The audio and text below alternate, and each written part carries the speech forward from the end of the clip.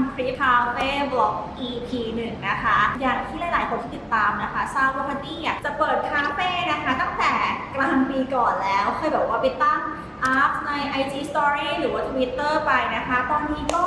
ใกล้แล้วนะคะก็ประมาณ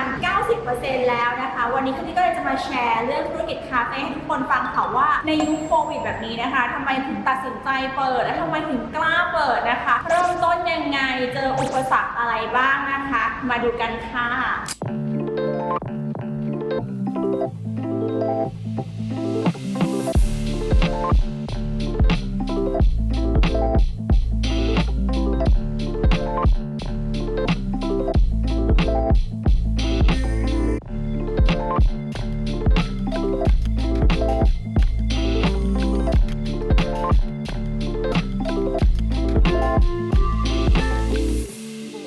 จากอินสปิเรชันนะคะแรงบันดาลใจค่ะแรงบันดาลใจในการทำธุรกิจนี้นะคะเกิดขึ้นเนื่องจากว่าคัตตี้เนี่ยก็เป็นหนึ่งในคาเฟ่ฮอปเปอร์ใช่ไหมคะเวลามีคาเฟ่อะไรใหม่ๆอะไรเงี้ยคัตตี้ก็จะไปหมดนะคะไปทำคอนเทนต์ใดๆจนคัตตี้พบว่าคาเฟ่ทุกวันนี้มันมีความเปลี่ยนแปลงจากแต่ก่อนทุกคนคือแต่ก่อนเนี่ยพวกร้านอาหารคาเฟ่มันจะต้องอยู่ในแบบพามแอเรียเช่นทองหล่อเอกมัยสุขุมวิทหรือว่าอยู่ในพวกแอเวนิวในศูนย์การค้าแต่ตอนหลังๆเนี่ยคาเฟ่แบบสามารถอยู่ได้ในทุกที่อ่ะทุกคนบางทีแบบเราไปถึงแล้วแบบเฮ้ยใช่หรอโลเคชั่นรอบๆอะไรอย่างเงี้ยหรือแบบอยู่ตรอกซอกซอยไม่มีที่จอดรถบ้างไปยากบ้างหรือแม้กระทั่งอยู่ในหมู่บ้านจัดสรรทุกคนมันก็เลยทำให้คัตตี้มองเห็นแบบว่าเฮ้ยแรงบันดาลใจตรงนี้ว่าคาเฟ่เนี่ยมันสามารถอยู่ที่ไหนก็ได้ขอแค่คาเฟ่ของคุณเนี่ยมีจุดขายมีมุมถ่ายรูป Instagramable และโปรโมทในโลกออนไลน์นะคะแค่เนี่ยก็จะมีคนสรรหาเดินทางไปคาเฟ่ของคุณเองคัตตี้ก็เลยได้เกิดเป็นไอเดียขึ้นมานะคะว่ามันเป็นอีกหนึ่งธุรกิจหนึ่งนะคะที่เราสามารถเอาอาคารเก่าๆของเราที่ไม่ได้ใช้เนี่ยเพิ่มมูลค่าแล้วก็มา rip up mood ของ area นั้นๆนะคะให้ดูแบบสดใสมีชีวิตชีวามากขึ้นต่อมาค่ะเรื่อง partnership นะคะส่วนของอาร์ตี้ไปมาเป็นมายังไงนะคะถึงได้มาหุ้นกันทำคาเฟ่ค่ะก็จำได้เลยนะคะเหตุเกิดในร้านทำเล็บวันนั้นกำลังแบบนั่งทำเล็บอยู่อะไรเงี้ยแล้วพี่พอนะคะโทรมาหามาปรึกษาคัตตี้เรื่อง intellectual property อะไรอย่างงี้นะคะก็คุยกันไปคุยกันมานะคะคัตตี้ก็แบบเล่าให้เขาฟังว่าเนี่ยตอนนี้คัตตี้มีไอเดียแบบเรื่องแบบการพัฒนาแบบอสังหาพวกตึกเก่าอะไรใดๆว่าเอาไปทำอะไรก็เล่าไปว่ามันมีเรื่องคาเฟ่กับสตูดิโอว่าตอนหลังเนี่ยเราได้ไปแล้วเห็นโอกาสตรงนี้ว่าแต่ละที่เขาเอาตึกเก่าที่แบบไม่ว่าจะต้องแบบอยู่พามแอเรียหรืออะไรเลยมาทำได้แล้วคนเขาก็ไปเพราะเดี๋ยวนี้มันเป็นเหมือนโลกออนไลน์แล้วเนาะก็คุยไปคุยมาคิดว่าแบบอยากจะไปซื้อตึกเก่าๆมาทำมาลองเทสทำดูว่าถ้าเกิดว่าทำไปที่หนึ่งแล้วมันสักเซสก็แบบไปซื้อเพิ่มแล้วก็ทำไปเรื่อยๆอะไรอย่างเงี้ยค่ะพี่พอฟังพี่พอก็รู้สึกว่าเฮ้ยแบบมันน่าสนใจแบบอยากทำด้วยอะไรอย่างงี้เขาก็เลยบอกว่าเขามีตึกเก่าอยู่แล้วแบบหนึ่งที่ที่ไม่ได้ใช้ประโยชน์อะไรอย่างเงี้ยมาลองทำที่ตึกเขาก่อนดูไหมเป็นการแบบเทสว่ามันโอเคหรือเปล่าอะไรใดๆนะคะเราก็เลยนัดกันไปดูที่ตึกของพี่พอนะคะที่อยู่ท่าพระนี้นะคะวันนี้เป็นวันที่เราพาน้องเนิร์สนะคะอินทีเรียที่จะทำให้เรามาดูสถานที่จริงก็สถานที่จริงตอนนี้เป็นอย่างนี้แต่ปัจจุบันกลายเป็นอันที่เห็นในคลิปนะคะตอนนี้กำลังอยู่ในโปรเซสที่เก็บของออกกันอยู่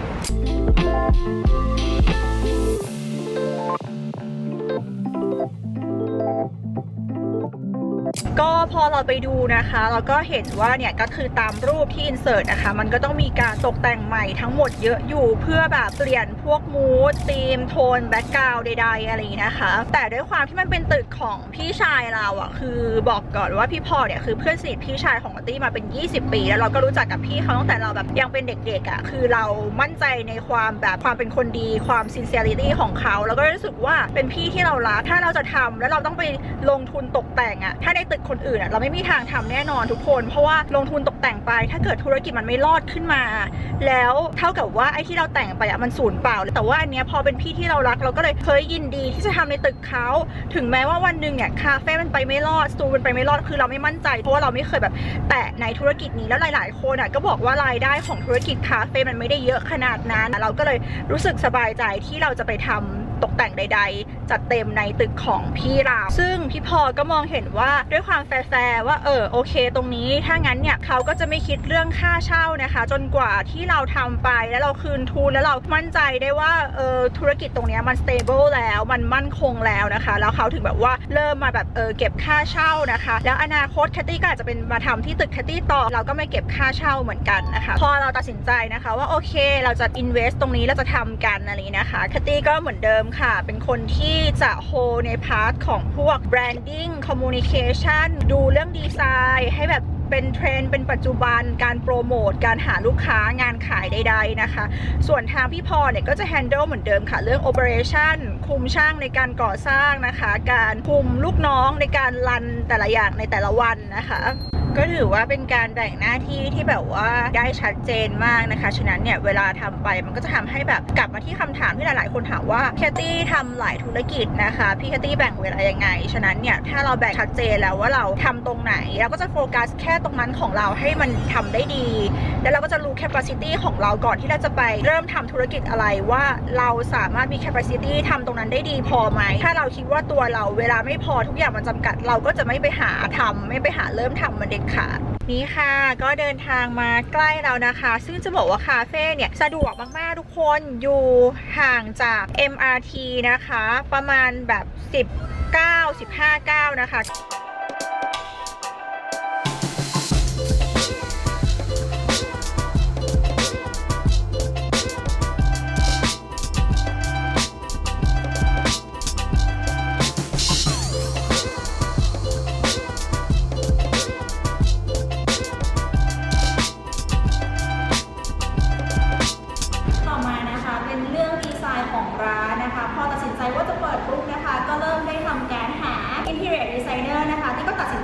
อยากจะได้เป็นแบบเด็กรุ่นใหม่เด็กจบใหม่นะคะเพราะว่าอยากจะให้เขาแบบเป็นคนที่เป็นทาร์เก็ตของคาเฟ่จริงๆเป็นคนที่เขาแบบไปคาเฟ่จริงๆเวลาเขาออกแบบมันจะได้เหมือนแบบว่าเป็นอะไรที่เขาคุ้นเคยทุกคนซึ่งที่ก็ตั้งใจว่าอยากจะให้คาเฟ่เนี่ยมีความมินิมอลนะคะเพราะว่าเวลาความมินิมอลเนี่ยมันจะเปลี่ยนธีมได้ง่ายเช่นเทศกาลคริสต์มาสนะคะเราก็สามารถเอาคอลเลคชั่นต่างๆมาลงเปลี่ยนมูดให้หรือว่าวาเลนไทน์ใดๆนะคะ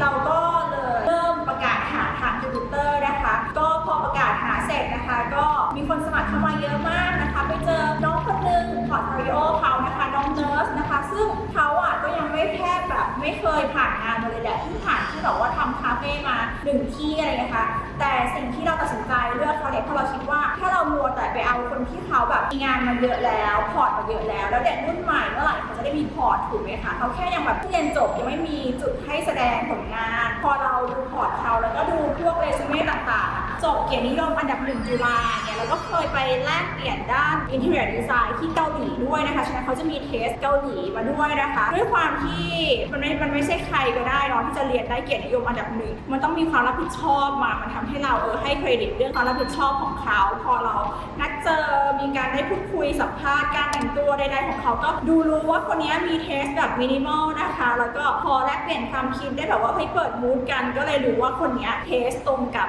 ร้านที่เราอยากจะให้เป็นนะคะก็เริ่มตกลงจ้างการมีการส่งบูธส่งบีฟใดๆให้น้องเนิร์สนะคะซึ่งโจทย์ของแคตตี้นะคะที่ให้น้องเนิร์สไปคือต้องการให้คาเฟ่เนี่ยมีความมินิมอลแต่ว่าในความมินิมอลเนี้ยต้องมีบางอย่างที่เป็นซิกเนเจอร์ไม่ใช่แบบมินิมอลแล้วเพลนไปหมดต้องมีบางจุดที่เห็นแล้วรู้ว่าเฮ้ยอันนี้คือแฟลตคาเฟ่แอนด์สเปซนะคะแล้วก็อยากให้เติมความเฟมินินเข้าไปความเฟรนช์เข้าไปนะคะมันจะได้เหมือนมีความรีเฟกความเป็นตัวเราจะแบบไม่อยากให้แบบมินิมอลแล้วมีความแบนอะไรประมาณนั้นนะคะก็หลังจากที่คุยเสร็จนะคะผ่าน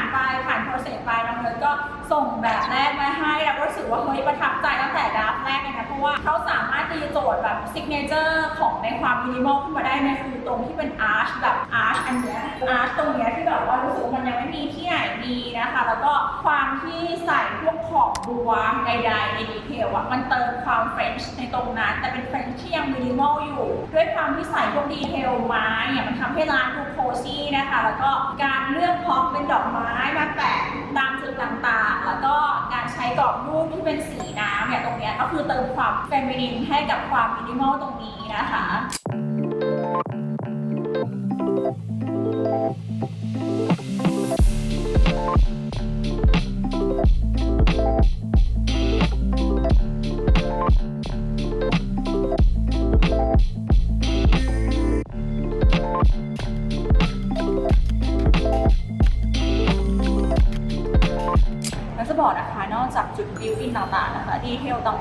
ที่ให้ความสำคัญมากทุกคนเพราะว่าเราเป็นคนทำอะไรที่แคร์ดีเทลอะคือทุกอย่างมันต้องลิงก์กันนะคะไม่ว่าจะเป็นผ้ากันเปื้อนของพนักงานสีผ้ากันเปื้อนขนาดของฟอนต์บนผ้ากันเปื้อนนะคะแคทตี้ดูเองหมดเลยนะคะการเลือกช้อนสีส้มถาดไม้ถาดอะไรใดปอกแก้วหรือว่าสติกเกอร์ที่แปะถึงเนี่ยคือเราอินโวลทุกโปรเซสนะคะก็คือน้องพนักงานแหละก็จะไปหารีเสิร์ชมาให้นะคะว่ามันมีขนาดอะไรที่มีขายอยู่ใดๆนะคะแล้วเราเป็นคน Final Approve นะคะแล้วก็เขาก็จะเป็นคนทำขนาดมาให้พี่แคทตี้เทสดูว่าขนาดไหนหรือว่ากระดาษสาที่พิมพ์ลายที่อยู่ในกล่องแพคเกจจิ้งอะไรเงี้ยคือเราอินโวลทุกโปรเซสหรือว่าตัวดอกป๊อปปี้เองนี่ใช่ไหมคะถ้าทุกคนเห็นก็จะมีดอกป๊อปปี้เนี่ยอยู่ตามจุดต่างๆของร้านทุกจุดซึ่งจะเป็นแบบจุดแบบมินิมอลจะแบบไม่ได้แบบว่าวางแบบตะโกนทุกคนแบบว่ามันจะลิงก์กันไปหมดเลยแล้วสีก็จะเป็นโทนแบบว่าส้มเหลืองขาวแดงอะไรเงี้ยนะคะให้ทุกอย่างมันรีเลทกันค่ะแล้วบางคนก็ทักมาบอกว่าดอกป๊อปปี้มันคือความหมายอะไรเพราะดอกป๊อปปี้มันเหมือนเป็นสัญลักษณ์ทหารผ่านศึกใช่ไหมคะก็เรานี่แหละค่ะทหารผ่านศึกนะคะก่อนจะมาถึงชีวิตวันนี้ที่เปิดคาเฟ่วันนี้นะคะก็ไม่ได้ง่ายค่ะก็สู้ศึกกับตัวเองนี่แหละค่ะในความแบบปลุกให้ตัวเองขยันทำงานนะคะก็10 ปีค่ะทุกคนทหารผ่านศึกแล้วก็จะมีตรงนี้นะคะทุกคนที่ยังไม่เสร็จคือมันมีออกแบบไว้เป็นโลโก้เหมือนทัวร์ซองเล็กๆแล้วก็มีเท็กซ์ตรงนี้นะคะไว้ให้คนมาทำคอนเทนต์ค่ะก็รอเดี๋ยวช่างสติ๊กเกอร์มาแปะนะคะก็จะดูมีอะไรมากขึ้นนะคะก็มานั่งถ่ายกับเก้าอี้ป้ายรถเมล์ตรงนี้ได้ค่ะพยายามแบบนึกอยากจะให้ร้านแบบมีมุมถ่ายรูปเยอะๆเพราะเราก็เข้าใจว่าบางคนเดินทางมาไกลเนาะมาถึงก็อยากจะถ่ายแบบว่าถ่ายรูปหน่อยเอาไว้ลงหลายๆวันนะคะตรงนี้นะคะทุกคนก่อนที่มันจะมาเป็นแบบนี้ในวันนี้นะคะตรงที่คัตตี้ยืนอยู่ตรงเนี้ยก่อนหน้านี้มันจะมีเป็นตู้แบบตู้ไฟอ่ะใหญ่ๆที่แบบว่ามีคนมากราฟฟิตี้คำหยาบอะไรแบบเยอะแยะเต็มไปหมดนะคะตรงนี้ก็ต้องอินเวสในการแบบว่าไปทำเรื่องขอเขตนะคะแล้วก็มีค่าใช้จ่ายค่อนข้างสูงมากเลยในการย้ายตรงนี้นะคะแต่ว่าถ้ามันยังอยู่อ่ะคาเฟ่มันก็จะแบบไม่สวยเลยทุกคนมาถึงตรงนี้แล้วนะคะหลายๆคนอาจจะอยากเริ่มรู้แล้วว่าแล้วอุปสรรคล่ะที่มาเจออุปสรรคอะไรบ้างนะคะอุปสรรคหลักเลยค่ะก็คือเรื่องโควิด -19 ค่ะตอนแรกเราเริ่มตกแต่งออกแบบใดๆเนี่ยตั้งแต่กลางปีก่อนเล็งว่าจะเปิดช่วงสิ้นปีนะคะช่วงเฟสทีฟแต่พอสิ้นปีนะคะก็มีเรื่องโควิดมาอีกแล้วค่ะเราก็เลยแบบว่าโอเคพักแป๊บนะคะพอปีใหม่ใดๆมาก็เลยกะว่า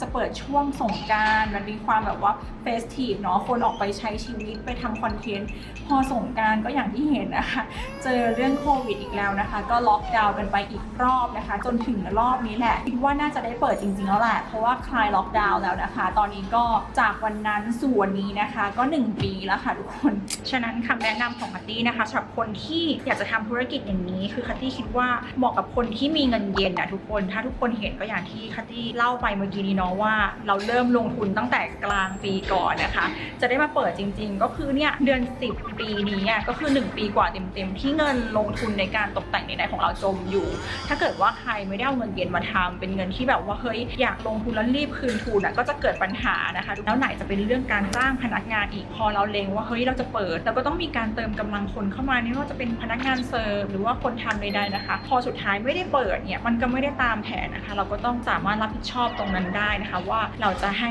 เขาทำ job rotation มาทำอะไรดีนะคะแต่ว่าอย่างที่คัตตี้เล่าไปเมื่อกี้ก็จะบอกเลยว่าตัวคัตตี้แล้วก็หุ้นส่วนนะคะไม่มีความเครียดเลยทุกคนเพราะว่าอย่างที่บอกว่าเราใช้เงินเย็นมาลงทุนฉะนั้นเนี่ยมันก็เป็นเงินที่เราคิดตั้งแต่แรกอยู่แล้วว่าเราไม่ได้รีบที่ต้องคืนทุนหรือว่าเดือดร้อนตัวเองใดๆนะคะมันก็เลยเป็นธุรกิจที่ 0% worry สุดท้ายนี้นะคะเรื่อง location หรือสถานที่ตั้งของคาเฟ่นะคะว่าทำไมต้องเป็นท่าพานะคะก็มันไม่ใช่เหตุผลแค่ว่าเรามีตึกเก่าที่ท่าพานะเหตุผลที่ตัดสินใจเลือกท่าพาเพราะว่าตอนที่กำลังแบบว่าช่วง make decision ทุกคนที่ก็มีการตั้ง status ลงใน Twitter เลยบอกว่าจะมาเปิดคาเฟ่ที่ท่าพาดีไหมทุกคนจะมาหรือเปล่ากลายเป็นว่ามีน้องๆหลายๆคนทัก DM เข้ามาว่าเขาดีใจนะคะที่เราจะมาเปิดคาเฟ่ตรงนี้เขาบอกว่าที่นี่มันยังไม่ค่อยมีคาเฟ่หรือว่ามีร้านที่เป็นแนวนี้เลยเหมือนแบบว่าอยากจะแบบมีที่แฮงเอาท์กับเพื่อนที่นัดเพื่อนมากินกาแฟร้านกาแฟประจำที่เป็นร้านสวยๆบ้างนะคะเราก็รู้สึกว่ารู้สึกดีตรงที่ว่าถ้าเรามาเปิดเราก็เหมือนเป็นส่วนหนึ่งที่ได้ช่วยเรื่องurbanization นะคะในการขยายตัวเมืองเป็นส่วนเล็กๆอะไรทุกคนอย่างไรก็แบบว่าช่วย lift up mood ของ area ตรงนี้ให้มันดูแบบมีชีวิตชีวามากขึ้นนะคะเราก็รู้สึกว่ามันเป็นการทำที่มันมีคุณค่ามากขึ้นนะทุกคน นะคะก็ขอฝากเนื้อฝากตัวฝากธุรกิจนี้นะคะ ไว้ในอ้อมอกอ้อมใจชาวท่าพระด้วยนะคะ EP 1ก็ขอจบไปแต่เพียงเท่านี้นะคะ ก็เจอกันใหม่ EP 2นะคะทุกคน EP 2เนี่ยก็จะพามาพูดถึงว่าทำยังไงให้ธุรกิจคาเฟ่ของเราเนี่ยซัสเทนอยู่ได้นานไม่ใช่แค่แบบว่ามีลูกค้ามาแค่ช่วงแรกเป็นกระแสนะคะแล้วก็จะพาไปเทสเมนูกันค่ะว่าเครื่องดื่มขนมของเรานะคะรสชาติจะเป็นยังไงค่ะมาดูด้วยกันนะคะเรียนรู้ไปด้วยกันเผื่อใครแบบว่าอยากจะเปิดธุรกิจคาเฟ่นะคะก็มาเรียนรู้กับคัตตี้ได้แล้วก็ถ้าใครอยากจะรู้อะไรเพิ่มเติมนะคะก็คอมเมนต์ถามนะคะได้ว่าอยากจะคัตตี้ทำตรงนั้นตรงนี้เกี่ยวกับคาเฟ่เพิ่มเติมนะคะคัตตี้ถ้ามันไม่ใช่ความลับหลักทางธุรกิจอะไรนะคะก็จะนำมาแชร์ให้ค่ะวันนี้ก็ลาไปก่อนนะคะฝากคาเฟ่ค่ะคาเฟ่แอนด์สเปซนะคะสดชื่นมากอะกินหมดแล้วอะไว้ในอ้อมใจของทุกคนด้วยนะคะก็คลิปนี้ลงไปร้านก็น่าจะเปิดอย่างเป็นทางการแล้วค่ะถ้าเกิดว่าใครมาทานแล้วนะคะมีอะไรติชมนะคะก็ DM มาบอกคัตตี้ส่วนตัวได้เลยนะคะยินดีนำไปปรับปรุงแก้ไขและก็พัฒนาให้ดีๆยิ่งขึ้นไปค่ะก็เป็นธุรกิจคาเฟ่แรกนะคะบ๊ายบายชนแล้ววันนี้นะคะก็เป็นวันเกิดของน้องอาซึ่งเป็นเหมือนกับพี่ใหญ่ของพนักงานในบริษัทพอแอนด์เชคของเรานะคะที่ก็เลยแอบทำเค้กมาเซอร์ไพรส์นะคะตอนนี้ก็ทำเป็นแอปแบบว่าถ่ายคอนเทนต์ตัวเองอยู่ไปแอบเรียกน้องมาไปบอกเพื่อนๆน้องเขาแบบว่าให้เรียกมาเซอร์ไพรส์